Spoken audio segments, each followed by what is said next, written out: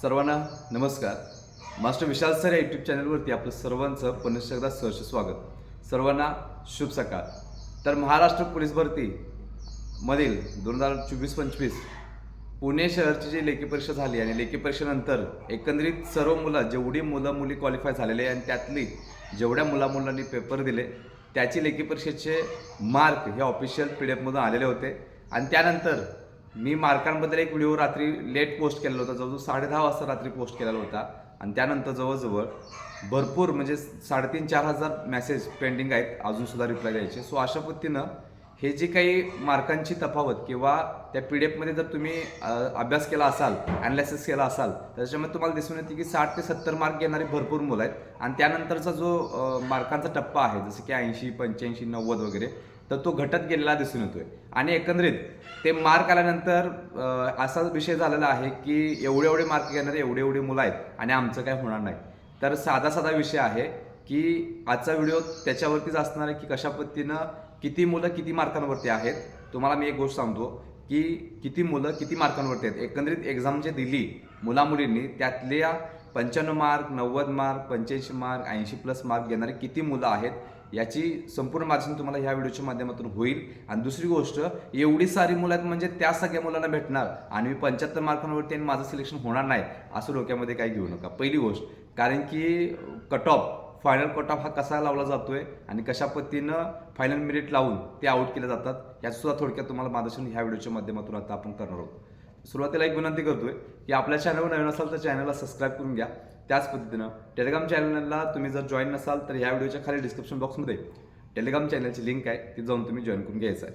तर एकंदरीत काही चार्ट पुणे शहरच्या लेखी परीक्षाबद्दल फिरत आहेत की एवढ्या मुलांना एवढे मार्क पडलेत आणि मग परत एकदा आपली सर्व मुलं घाबरून गेलेले आहेत. ह्याच्या आधी एक गोष्ट सांगतोय की जेवढे काही रिप्लाय दिलेत त्यांना मी परफेक्ट सांगितलेलं आहे की तुझं सिलेक्शन होणार आहे की नाही, आणि ज्यांना सांगितले होणार नाही त्यांचं होणार नाही. त्यानंतर जे काटाव आहेत ते 99% सिलेक्टेड आहेत, 90% सिलेक्टेड आहेत. काही पॉसिबिलिटी आहे कारण की पूर्ण महाराष्ट्रातील काही मुली सिलेक्टेड झालेले आहेत. जे आपल्याकडे होते, जे आपल्याला रिप्लाय आले त्याच्यावरून समजून येते की SC-BC, EWS, OBC, SC, ST, NTB, NTC, NTD असेल, VJ असेल, OBC असेल, EWS असेल किंवा जे काही कास्ट असतील त्या सोबत जे अदर रिझर्वेशन आहे त्याच्याबद्दल सुद्धा मार्गदर्शन केलेलं आहे. त्यातले काही रिझर्वेशनचे काही घटक असे आहेत की तिथं कट ऑफ सांगू शकत नाही, म्हणजे कधी हाय जातोय आणि कधी लो जातोय. आता तो विषय टोटली वेगळा आहे. आता अनाथ म्हणलं तर 1% जागा या फक्त अनाथला असतात. महिला व बाल विकास जो काही कायदा आहे त्याच्या अंतर्गत जे काही 1% आरक्षण ह्या संस्थाबाह्य संस्थात्मक मुलींना दिलेलं आहे. सो त्याच्यामध्ये त्यांचा जो कट ऑफ आहे तो कमी जास्त लागतोय. सेम ॲज पोलीस पाल्य म्हणा किंवा बाकीचे जे घटक आहेत किंवा अदर रिझर्वेशन आहे त्यांचा कट ऑफ हा कमी जास्त लागतोय. हे 2-3 घटक सोडून आता पदवीधर अंशकालीनबद्दल एक व्हिडिओ असणार आहे, अतिशय महत्त्वाचा असणार आहे. कारण महाराष्ट्रामध्ये सगळ्यात पहिला पोलीस भरती चालू व्हायच्या आधी पुणे आणि मुंबईबद्दल मी पदवीधर अंशकालीनबद्दल अतिशय महत्त्वाचा व्हिडिओ बनवला होता. तोच एकदा रिपीट करून रिव्हिजन करून तुम्हाला आठवणीसाठी देतोय. कारण की त्यातल्या ज्या जागा आहेत त्या जवळजवळ 70 ते 80% जागा ह्या त्या सर्वसाधारण मुलींना भेटणार, एवढं लक्षात ठेवायचं. आता त्या पुण्याला किती आहेत आणि नंतर मुंबईला किती आहेत ह्याची व्हिडिओमध्ये तुम्हाला इन्फॉर्मेशन समजून येईल. पण आताच्या घडीला सगळ्यात महत्त्वाचं की ज्याने एक्झाम दिले त्यांनी लक्षात ठेवा, मला 75 आहेत, 80 आहेत, 70 आहेत तर घाबरून जाऊ नका. तिकडं तुमचा लेखीचा स्कोर 45+ असेल तर 100% तुम्ही सुद्धा प्रत्येक कास्टच्या शेवटच्या कट ऑफच्या काटावर सुद्धा बसू शकता, लक्षात ठेवायचं, आणि निवड यादीत येऊ शकताय. त्यामुळं इथे जे दिलेले हे आहेत गुण आहेत आणि त्यासोबत असणारी मुलांची संख्या, फॉर एक्झाम्पल तुम्हाला सांगतो मी, 95 मार्क घेणारा एकच विद्यार्थी आहे, 94 मार्क घेणारा एकंदरीत 5 विद्यार्थी आहेत, 93 मार्क घेणारे 15 विद्यार्थी आहेत, 92 मार्क घेणारे 22 विद्यार्थी आहेत, 91 मार्क घेणारे 40 विद्यार्थी आहेत, 90 मार्क घेणारे 68 आहेत, त्यानंतर 86 ते 89 मार्क घेणारे तब्बल 630 आहेत आणि 80 ते 85 मार्क घेणारे 2192 मुलं आहेत. 2192 मुलं आहेत. आता हे जरी झालं, आता तुम्हाला असं वाटणार की 80 ते 85 घेणारे 2192 आहेत म्हणजे ही सगळी सिलेक्टेड होतील का? अहो नाही हो, असं कसं होऊ शकेल? कारण कट ऑफ हा असा लावला जात नाही, लक्षात ठेवा. त्यामुळं कुठल्या तरी चॅनलवरती पोल टाकणं चालू आहे, कोणतरी सांगतोय की SC STचं 130+ लागणार आणि बाकीचे मग 150 पैकी 150 लागणार की काय, अशी अवस्था झालेली आहे. त्यामुळं इथं कट ऑफ कसा लावला जातो हेच त्यांना माहीत नाही, लक्षात ठेवायचं.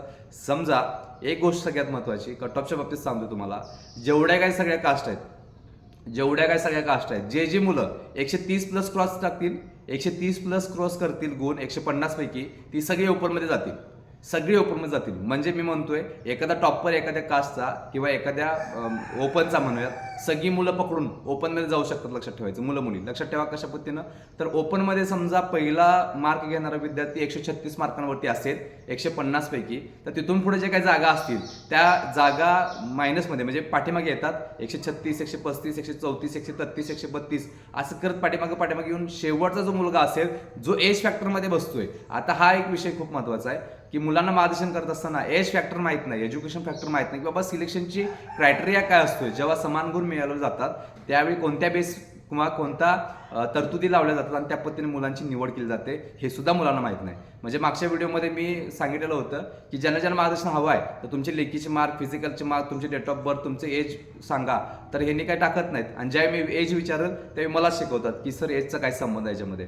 सो एवढे ते लहान आहेत अजून की त्यांना माहीत नाही की स्पर्धा काय आहे आणि तरतुदी काय आहेत, महाराष्ट्र पोलीस सेवा प्रवेश नियम काय सांगतोय हे त्यांना काहीच माहीत नाही. आणि मग हा विषय येतो लक्षात ठेवायचं. त्यामुळं जसं मगाच सांगितले की पाठीमागे रिव्हर्स आल्यानंतर 130च्या दरम्यान जे असणार आहेत ती मुलं कुठं असणार आहेत, ओपनमधून असणार आहेत. आणि 130 पासून पाठीमागं प्रत्येक कास्टचा SCBC असेल, EWS असेल, OBC असेल, SC असेल, ST असेल, NT असेल, जे काय असतील ते पाठीमागे येतील जेवढ्या जागा असतील त्याच्यावरती.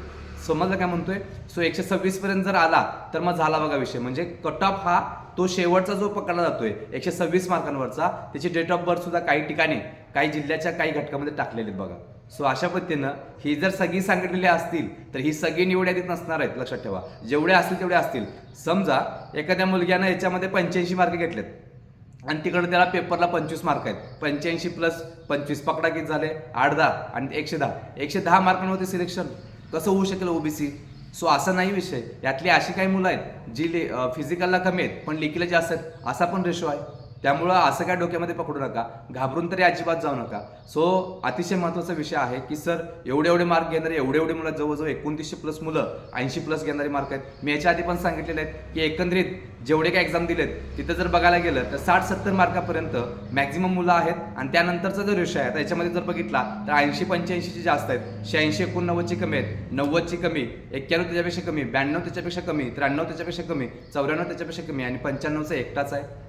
सो हा विषय आहे, घाबरून जायची गरज नाही आहे. सो तू जरी नसलास या मार्कांमध्ये तर सुद्धा तुला जर 45 असतील आणि तुला इकडे 80 असतील तर 125 मार्क झाले, तू आलास निवड यादीमध्ये, असा विषय नाही आहे. सो याच्यामध्ये नसलं म्हणून काय झालं, 80 मार्कांवरती मी आहे, फिजिकल माझं 45 मार्कांचं आहे. सो होऊ शकतं.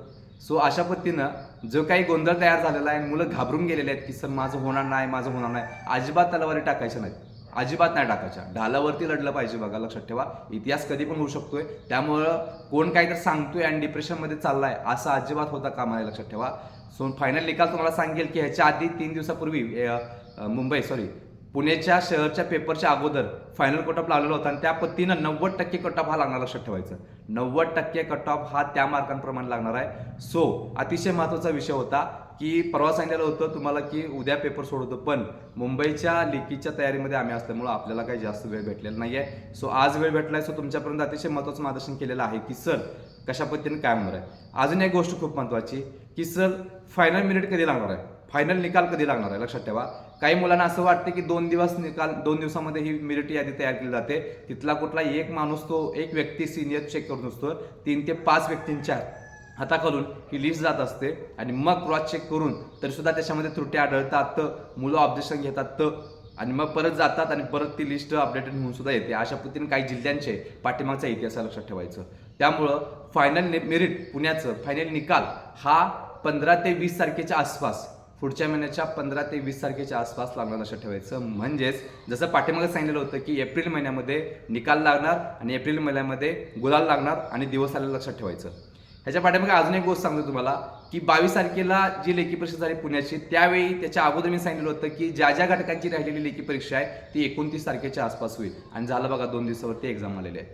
त्यावेळी सांगितलेला विषय 29 तारखेला एक्झाम लागलेला आहे. CP मुंबईचा सगळ्यात महत्त्वाचा 15 तारखेच्या आसपास सांगितलेलं होतं, जवळजवळ 1 महिना 25 दिवस झालेले असतील आता. त्यावेळी सांगितलेली अपडेट आज परफेक्ट ठरते, खरी ठरते. 15 तारखेच्या आसपास ही लेखी परीक्षा होणार आहे आणि त्याच पद्धतीने झालेलं आहे. मुंबईचा फायनल कट ऑफ हा ह्या महिन्याच्या एंड ते 1 ते 3 तारखेपर्यंत अशा पद्धतीने पाठीमागे सांगितलं होतं आणि बघायचं पुढे की मुंबईचा जे काही हे आहे फिजिकलचं मेरिट आहे ते ह्या 4-5 दिवसामध्ये लागून जाईल. सो अशा पद्धतीने अतिशय महत्त्वाचा विषय होता की सर कशा पद्धतीने मार्क होतील, आम्हाला कमी आहेत, आमचं होणार नाही, आम्ही एवढ्या मार्कांवरती आहेत, हा तो सांगतोय, तो सांगतोय.